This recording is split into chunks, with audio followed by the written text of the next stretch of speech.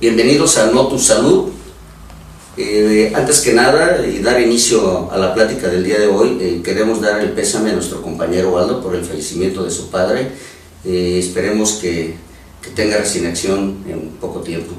Y el día de hoy tenemos un tema de suma importancia para las parejas, que es la infertilidad, y para lo cual hemos invitado al doctor José Prado Pérez. Él es ginecobstetra, él es egresado de la especialidad en la UNAM, y aparte es certificado en biología de la reproducción, para lo cual, pues bueno, es todo un experto. Doctor, muchas gracias por aceptar la invitación a nuestro programa el día de hoy. Doctor Valeriano Fuentes, le agradezco más bien el que me ha invitado. Ya vi que su programa está teniendo mucho éxito por los temas que está poniendo en mesa y además con la calidad que se están haciendo. Aquí estamos para poder tocar todos los puntos, todos los aspectos que quisieran sobre infertilidad. Soy todo oídos y ojalá podamos ayudar y orientar a las parejas que ven este programa en este tema de infertilidad. Muy bien. Pues empezamos por definir qué se entiende por infertilidad. Mira, es bueno definir los temas principalmente para orientar a las parejas, porque una definición nos va a ayudar a que las parejas se den cuenta en qué momento están cruzando este problema, ¿sí? Infertilidad se dice a una pareja que ha tenido relaciones durante un año, relaciones regulares lógicamente, y no se ha podido embarazar. Ahí tiene que haber una condición de que no haya utilizado ningún método de planificación familiar, lógicamente, ¿sí? Porque hay que tomar en cuenta para la definición, porque hay gente que se espera 3, 4, 5 años antes de considerar que tiene un problema de infertilidad. Entonces la definición nos ayuda a determinar qué pacientes van a necesitar cierto apoyo, cierta ayuda o algunos estudios para poder conseguir ser padres finalmente. Y hay otro grupo de pacientes que se casan y tienen 2, 3 meses de casados y ya están pensando que tienen algún problema de fertilidad. Sin embargo, no es así. Por eso la definición conlleva un año de vida sexual sin protección y no se logra un embarazo. Doctor, ¿y qué tan frecuente es este problema? Mira, podríamos decir que cada vez es más frecuente. De cada 100 parejas, aproximadamente un 15-20% no logra embarazarse espontáneamente, ¿no? Entonces, y decimos que es más frecuente porque han cambiado algunas condiciones para lograr la fertilidad. Por ejemplo, las parejas esperan más tiempo para buscar un embarazo, esperan culminar estudios, de repente tienen algunas metas o proyectos de pareja que no sean hijos, se dejan pasar mucho los años de fertilidad, que se considera lo ideal entre los 25 y 35 años. Sin embargo, al acercarse a los 35 años, lógicamente hay más factores de riesgo, hay más enfermedades que se pueden presentar y van disminuyendo la fertilidad. Entonces, podemos decir que ha aumentado los factores de riesgo o las causas para tener un problema de fertilidad. Eso es. Y usted ya lo está comentando, ¿cuáles son los factores de riesgo? Porque bueno, sabemos que esto también existen ciertos tabús. ¿Nos puedes comentar algo acerca de esto? Sí, mira, principalmente hay que considerar enfermedades que pueden ser causas de infertilidad. Ahí hay lo más frecuente, por ejemplo, es el síndrome de ovario poliquístico, que va a tener un problema de ovulación para la mujer y lógicamente difícilmente para embarazarse. Hay otras enfermedades, por ejemplo, como la endometriosis, que es una enfermedad crónica, pero que sí tiene que ver con la fertilidad. Y hay otras más comunes como la miomatosis, por ejemplo, enfermedades pélvicas inflamatorias, ¿sí? Sin embargo, hay otro grupo de mitos que se dicen que no tienen nada que ver con la fertilidad, sin embargo la gente los toma como algo que le tiene miedo, por ejemplo, los anticonceptivos. Gente que utiliza anticonceptivos antes de buscar un embarazo, 2 o 3 años de hormonales, piensa que eso va a afectar a su fertilidad, sin embargo no es así. Hay estudios bien establecidos que dicen que los hormonales, sean de baja dosis, medianas o altas dosis, como son los hormonales inyectables, por ejemplo, que en un transcurso de 1 a 3 meses se van a eliminar. Vámonos a los inyectables, a los hormonales inyectables, esos van a durar inclusive hasta 6 meses, pero después de eso no va a ser un factor de riesgo para que no se pueda embarazar. Entonces son mitos también que se manejan, que no deberíamos de tenerle miedo, más bien hay que buscar otras causas que pudieran estar causando el problema de infertilidad. Pero por ejemplo, interviene el alcoholismo, la drogadicción, el tener varias parejas, ¿interviene algo de eso en la infertilidad? Claro que sí, no directamente, pero por ejemplo una persona que es drogadicta tiene más propensión a infecciones de transmisión sexual, que de repente tiene más parejas. Por ejemplo, el alcoholismo en un varón va a disminuir la motilidad de los espermas, la calidad espermática no va a ser muy buena. No quiere decir que no va a lograr embarazos, pero puede tardar en lograr embarazos, ¿sí? Y es posible también que la potencia sexual, que no está directamente relacionada con fertilidad, pero sea un factor para que no tenga relaciones adecuadas en los tiempos que se deben de tener, y lógicamente va a disminuir su fertilidad. Eso es. Y por ejemplo, de las causas más frecuentes que usted ve en su práctica diaria, ¿cuáles son las causas más frecuentes? Bueno, tanto en el hombre como en la mujer, ¿no? Mira, las causas generalmente las dividimos en dos. El 40% corresponde a responsabilidad de la mujer y el otro 40% al varón, ¿sí? Lo que antes se pensaba que nada más la causante de la infertilidad era la mujer, sin embargo se sabe que no. O sea, también los espermatozoides son responsables de un grupo de causas de infertilidad y el 10% lo comparten los dos. O sea, tanto la mujer tiene una causa como el varón. No necesariamente es un solo factor el que está haciendo que no pueda embarazarse. Ya habíamos mencionado hace un momento, o sea, las enfermedades como la miomatosis, miomas que están dentro del útero, que son muy frecuentes, la endometriosis es muy frecuente, el síndrome de ovario poliquístico es uno de los más frecuentes. Nuestra población tiene mucha tendencia al ovario poliquístico, ¿sí? Son señoras que están gorditas, con anovulación, pacientes que tienen mucho acné y hirsutismo, que caracterizan a la paciente con ovario poliquístico. Entonces estos sí van a tener un problema importante, aunque no son de los más graves. Otras causas, por ejemplo, es el esperarse a buscar un embarazo o buscar una pareja estable, ¿sí? Hay gente que se está esperando a los 35, 38 años pensando que la fertilidad no va a cambiar. O sea, hay muchas técnicas con las que se puede ayudar, pero no es lo mismo buscar un embarazo a los 26, 28 años, 30 años, que a los 38, 40 años. O sea, de todas maneras va a disminuir su fertilidad. Que se pueden lograr embarazos, sí se logran, pero habrá que utilizar técnicas cada vez más complicadas, o sea, para poder lograr un embarazo. Hablaste tú de enfermedades infecciosas o inflamatorias en la mujer.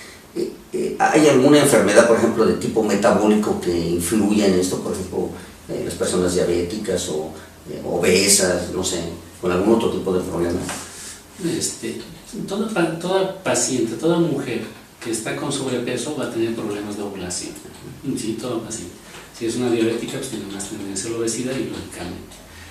Pero hay otras enfermedades, por ejemplo las enfermedades tiroideas, tienen que ver con la fertilidad. Entonces, si esas personas no se controlan en el aspecto hormonal, tiroideo, por ejemplo, van a tener dificultad para embarazarse. ¿Sí? Entonces, sí es importante también. Es importante. Muy bien, ¿y de qué manera se estudia este tipo de problema? Mira, cuando una pareja llega al consultorio, obligatoriamente hay que hacer estudios básicos, ¿sí? Hay estudios muy sencillos hasta muy complicados y dependiendo de cada pareja habrá que utilizarlos. Pero, por ejemplo, en la práctica diaria, cuando a uno le llegan los pacientes, básicamente estudiar primero el varón, que es el primero que escapa de los estudios. Sin embargo, hay que hacer una espermatodioscopia, es indispensable para iniciar un tratamiento, para hacer un diagnóstico y después iniciar un tratamiento. En la mujer, 2 estudios básicos. Una histerosalpingografía para ver la permeabilidad de las salpingas, de las trompas, o analizar anatómicamente cómo está ese útero, ¿sí? Y tercero, valorar la función ovárica. O O sea, eso se hace con un perfil ovárico. Y complementariamente, y todos los médicos teníamos un ultrasonido en el consultorio, valorar con un ultrasonido para ver cómo está el útero y ovario macroscópicamente. ¿Sí? Entonces, esos son los estudios básicos que deberíamos hacer para empezar a hacer un diagnóstico y después empezar un tratamiento. Eso es, muy bien. Bueno, pues hacemos una pequeña pausa para continuar con este tan interesante tema del día de hoy.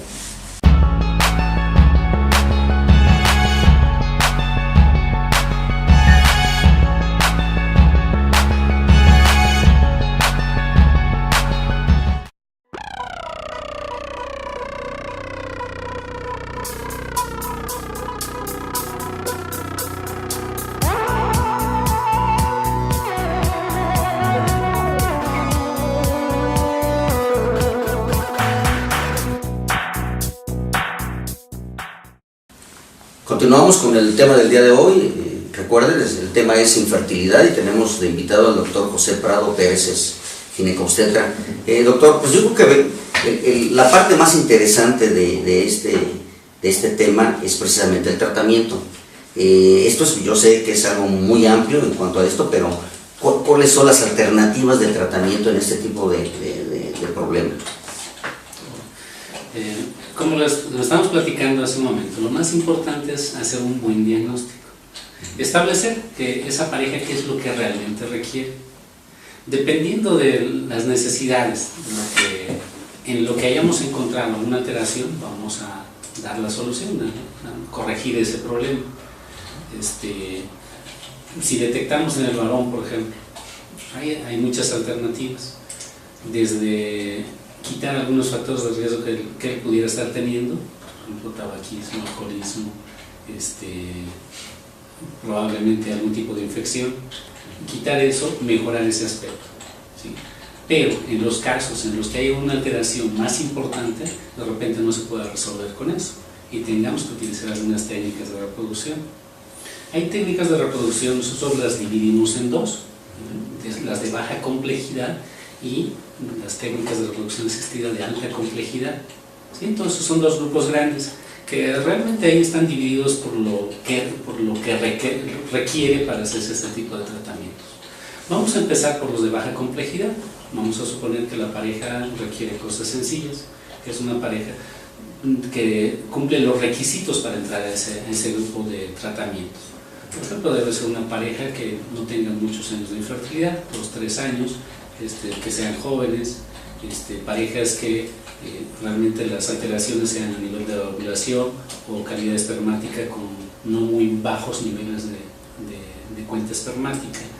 Este tipo de parejas podemos ofrecerles, por ejemplo, hacerles una inducción de la ovulación y programar relaciones. ¿En qué consiste eso? Nada más, la mujer normalmente cuando inicia su periodo menstrual está empezando un ciclo de ovulación, un óvulo que va creciendo día a día hasta el día 14-15 cuando llega a ovular.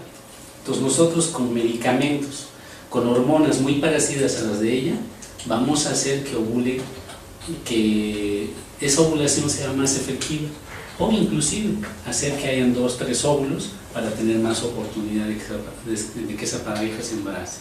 Entonces igual hacer el seguimiento de que realmente el óvulo está creciendo y cuando llegamos al día 13-14 obligar a ese óvulo a que reviente y que sea capaz de ser fertilizado y programar las relaciones en base a medicamentos. Entonces estos son uno de los tratamientos más sencillos e iniciales que se hacen en las parejas. Este tipo de tratamiento se recomienda nada más hacer 2-3 meses, máximo 4 meses, dependiendo de la edad de la paciente, porque no nos las podemos pasar mucho tiempo solamente con esta técnica. Si no ha funcionado esta, hay otras alternativas, por ejemplo la inseminación artificial, que lógicamente tiene sus indicaciones, ¿sí? Si es una pareja que tiene 35 años y ya tiene 6 años de infertilidad, ¿sabes qué? Va a ir directamente a una inseminación artificial, no le vamos a ofrecer el tratamiento previo que habíamos mencionado. Entonces, para hacer una inseminación artificial, lógicamente los requisitos son que la paciente tenga las trompas permeables, o sea, que hayamos hecho el estudio de histerosalpingografía que esté permeable, que su matriz lógicamente no tenga miomas, los ovarios no tengan quistes, o que el varón tenga una cierta cantidad de espermas. Entonces, De la misma forma, la paciente vamos a verla con su periodo menstrual, vamos a empezarle a dar medicamentos para potencializar su ovulación, tener 2, 3 óvulos, no más de 5 óvulos lógicamente, por el riesgo de complicaciones que pudiera haber, vigilando a la paciente hasta que esté en el momento de la ovulación. Igual programar el día que va a ser la ovulación, y ese día se pide al esposo que venga al laboratorio, deje su muestra de esperma, se capacita esa muestra de esperma, se mejora la calidad con ciertas sustancias que hay, medios de cultivo que nosotros llamamos, capacitamos, mejoramos esa muestra y aplicamos dentro de la matriz. O sea, es un procedimiento muy sencillo, tampoco es costoso, pero que sí puede ayudar a mejorar la fertilidad de la paciente. Podemos lograr un embarazo con esto. Igual, de la misma forma, este tratamiento no lo podemos ocupar para todos y por mucho tiempo, o sea, máximo 3 o 4 intentos. Si no se ha logrado el embarazo, habrá que pasar a esa paciente a técnicas de reproducción asistida de alta complejidad, ¿sí? ¿En qué consisten los tratamientos? Hay uno que se llama fertilización in vitro, ¿sí? Hay otro que se llama ICSI, que significa inyección de espermas dentro del citoplasma del óvulo, ¿sí? Son técnicas que se utilizan y las hacemos casi de rutina. ¿En qué consiste? No sé si quisieran, podemos platicarlo si es que tenemos todavía tiempo. Sí, claro. No hay problema. Para hacer una fertilización in vitro, lo que necesitamos es igual ciertos requisitos, ¿sí? Que los pacientes cumplan ciertos requisitos. Primero, o indicaciones más bien, pacientes que requieren fertilización van a ser las que tengan más de 5 años de infertilidad, pacientes que de sus salpinges, sus trompas no funcionen, pacientes que se hayan operado, por ejemplo, para ya no tener bebés, se hayan hecho la famosa OTB, la operación tubárica, y que no se haya podido revertir. Entonces esos pacientes se pueden beneficiar de fertilización in vitro. Pacientes varones que tengan cuentas espermáticas por debajo de 5 millones, que ellos no van a alcanzar para hacer una inseminación, entonces van a tener que entrar a fertilización in vitro. O pacientes que ya hayamos hecho inducción de ovulación, que hayamos hecho inseminación y no haya funcionado, entonces hay que ofrecerles lo que es fertilización in vitro. Ahora, ¿en qué consiste? El proceso es muy similar en cuanto a la preparación de la paciente. Lógicamente hay que tener muchos más cuidados con una paciente para fertilización in vitro, porque hay ciertas regulaciones sanitarias, por ejemplo, que nos exigen que esas pacientes que entren a este tipo de tratamientos deban tener ciertos estudios, principalmente de infecciones, verificar que no tengan SIDA, verificar que no tengan sífilis, pedirles estudios para clamidia, para hepatitis, ¿sí? Son estudios que regulación sanitaria nos exige para este tipo de pacientes. Una vez que ingresamos a un programa, de la misma forma vamos a empezar a preparar sus ovarios para que nos dé óvulos, ¿sí? Se hace con medicamentos especiales. Es un poquito más complejo que para una inseminación en cuanto a dosis de medicamento que vayamos a usar y el tipo de medicamentos que vayamos a usar. Pero en general también es hacerlo. Se cita a la paciente cuando el periodo menstrual, le damos medicamentos y empezamos a producir óvulos. En este caso sí podemos pretender tener más óvulos, no solamente los 3-5 óvulos, podemos lograr 8-10 óvulos, que son muy buenos porque al final vamos a poder seleccionar de esos óvulos que obtengamos. Entonces, a medida que vamos dando medicamentos va creciendo los óvulos, al final tenemos óvulos maduros. ¿Y qué hacemos? Los citamos al laboratorio, mediante ultrasonido y una guía de punción especial, se aspiran los óvulos en el ovario. ¿Sí? La paciente está sedada, está dormida, es un procedimiento que dura unos 15 minutos más o menos, se ingresa hasta el ovario y se aspira. No es una cirugía porque nada más es vía vaginal, es a través de una aguja nada más. Se va aspirando los óvulos se entrega a la bióloga es una encargada, una especialista que se dedica exclusivamente a ver los óvulos y espermatozoides. Se entregan los óvulos, la paciente en el transcurso de 1 hora más o menos, una vez obtenidos los óvulos, se despierta, se va a su casa, ¿sí? La bióloga lo que va a hacer es agarrar esos óvulos, seleccionarlos y juntarlos con los espermatozoides. Va a colocar espermatozoides alrededor del óvulo, en medios de cultivos especiales. Lógicamente es un proceso muy complejo que de hecho somos biólogos de la reproducción, pero en la parte clínica, y ellos son en la parte embriológica, ¿sí? Ellos son los que manejan directamente. Entonces van a hacer el proceso de fertilización en el laboratorio, vamos a esperar al día siguiente, vamos a observar que haya realmente fertilizado, porque una cosa es tener el óvulo y el espermatozoide alrededor, y otra cosa es tenerlos al día siguiente que hayan fertilizado, que se haya unido tanto el óvulo y el espermatozoide. Entonces, una vez que tengamos ese resultado, vamos a esperar otro día que los óvulos fertilizados empiecen a dividirse, ¿sí? Empiecen a hacer un embrión. Vamos al segundo día. Al tercer día vamos a observar ya embriones más divididos, de 14 células. Vamos a ver desde 8 células para adelante, ¿sí? Entonces ya tenemos embriones listos para aplicarse a la paciente. Se vuelve a citar a la paciente, ya sin necesidad de anestesia ni nada, vamos a aplicar esos embriones dentro de la matriz. Entonces, para esto ha sido un proceso de selección de óvulos, de embriones, y finalmente esperemos que uno de esos embriones que hemos colocado se logre y pueda hacer un embarazo, ¿no? Entonces, son tratamientos muy complejos de repente, sin embargo están al alcance de la gente que lo requiere. Es una solución que se hace hoy en día y que se puede ofrecer a mucha gente que lo necesita. Claro, no, muy interesante. Bueno, hacemos la última pausa para continuar con las conclusiones.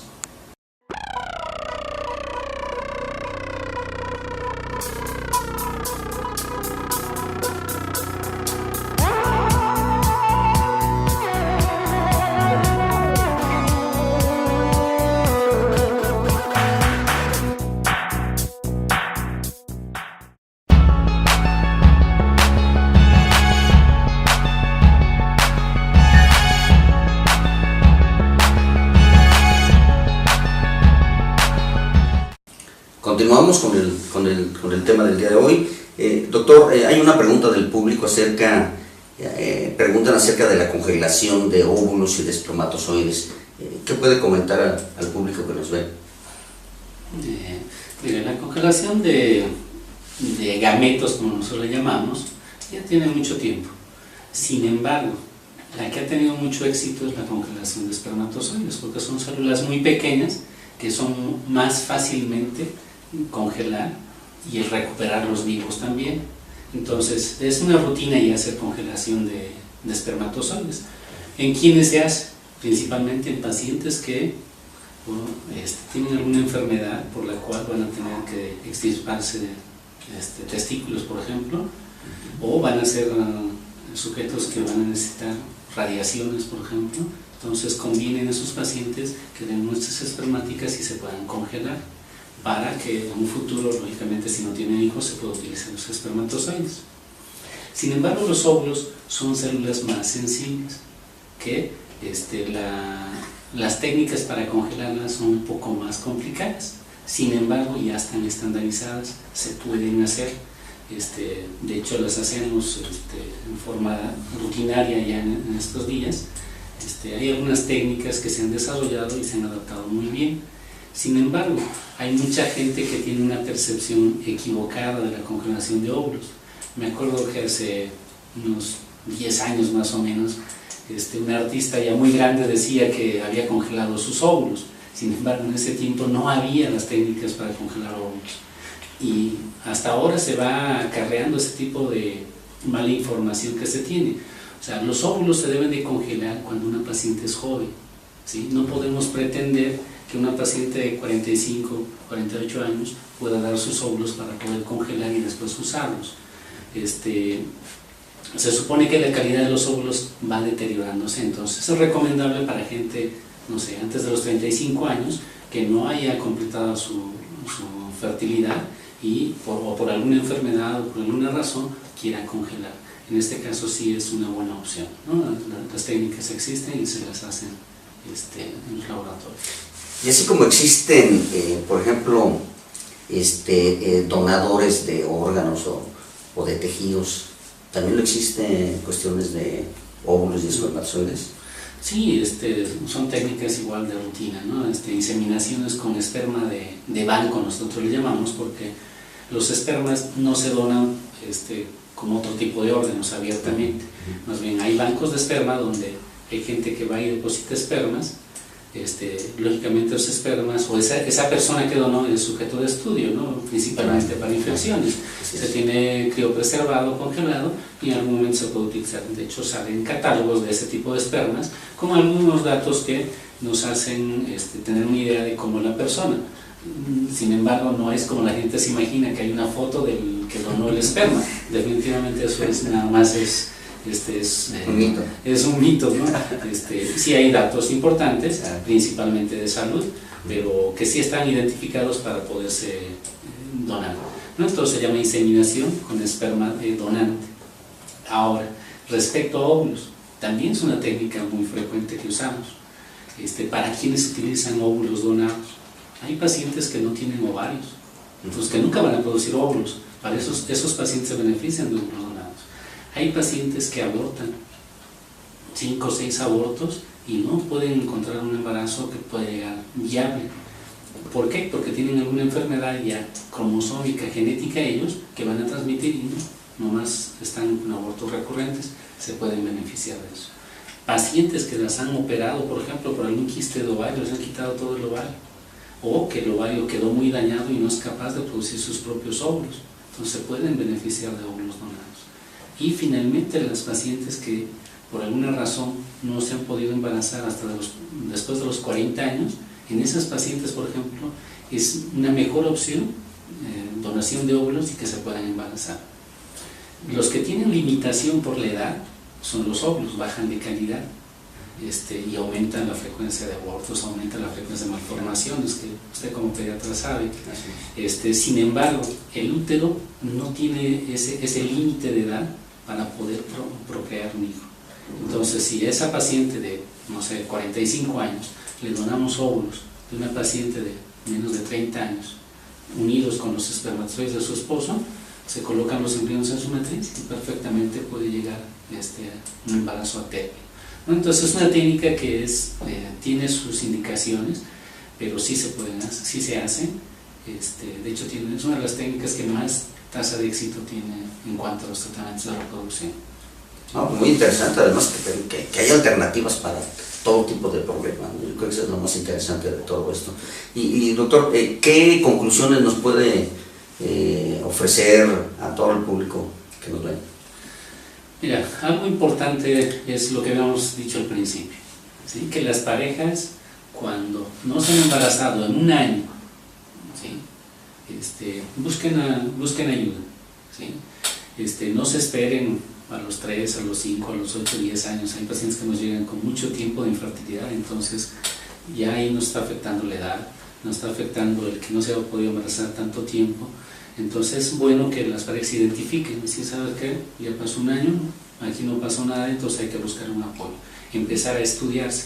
O sea, lógicamente es importante que las parejas busquen gente capacitada, médicos que están certificados, médicos que tengan la especialidad, y mejor si tienen la subespecialidad, para poderles ofrecer tratamientos adecuados.